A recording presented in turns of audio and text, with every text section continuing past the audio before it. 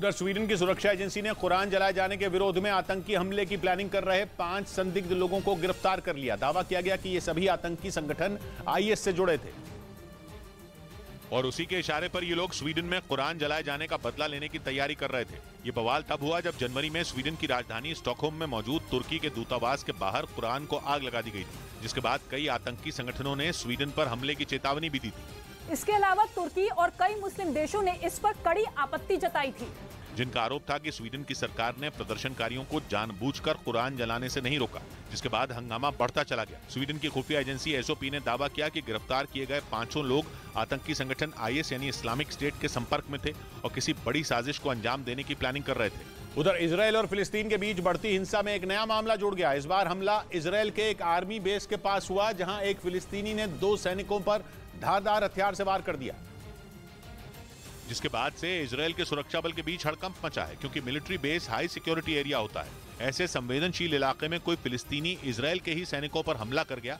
इस बात ने इजरायल की सुरक्षा व्यवस्था पर सवाल खड़े कर दिए। हालांकि मिलिट्री बेस के पास मौजूद लोगों ने हमलावर को पकड़कर पुलिस के हवाले कर दिया, लेकिन छानबीन में यह भी सामने आया कि जो फिलिस्तीनी पकड़ा गया उसके पास इजरायल में घुसने के लिए परमिट भी नहीं था। अब इजरायल की जांच एजेंसियां इस बात पर सिर खुजा रही हैं कि फिर हमलावर इजरायल में घुसा कैसे। इस बीच अमेरिका ने यूक्रेन को फिर सैन्य मदद देने का ऐलान कर दिया, ताकि वो अमेरिका से मिले पैसों से हथियार खरीदकर उनका इस्तेमाल जंग में रूस के खिलाफ कर सके और उसे जंग में हरा सके। इसके लिए अमेरिका ने यूक्रेन को $260 करोड़ यानी भारतीय रुपयों में तकरीबन 21,000 करोड़ रुपए की सैन्य मदद देने का ऐलान किया। यूक्रेन को दी जाने वाली इस सैन्य मदद को अमेरिका ने 2 हिस्सों में बांटा, जिसमें सैन्य मदद का एक हिस्सा यानी करीब 4,000 करोड़ रुपए यूक्रेन को अमेरिका का रक्षा मंत्रालय देगा, जबकि करीब 17,000 करोड़ रुपए उस फंड से दिए जाएंगे जो यूक्रेन की मदद के लिए पश्चिमी देशों ने मिलकर बनाया था, जिसकी मदद से Ukraine air defence system, high mobility artillery rocket system और गोला बारूद समेत हर उस हथियार को खरीद सके जिसकी मदद से वो रूस के खिलाफ जंग में जीत हासिल कर सके।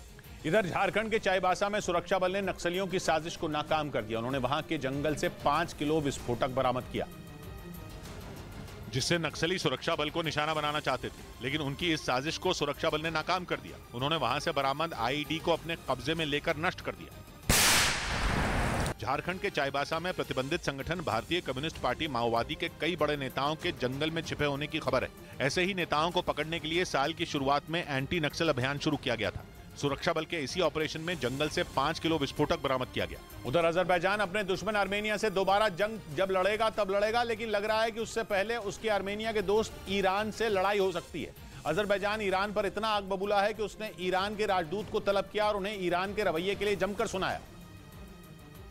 और तो और उसने साफ कह दिया कि अजरबैजान और ईरान के रिश्तों में कड़वाहट के लिए सिर्फ और सिर्फ ईरान जिम्मेदार है। असल में अजरबैजान का गुस्सा इसलिए फूटा क्योंकि इससे पहले ईरान ने उसे एक नोट भेजा था।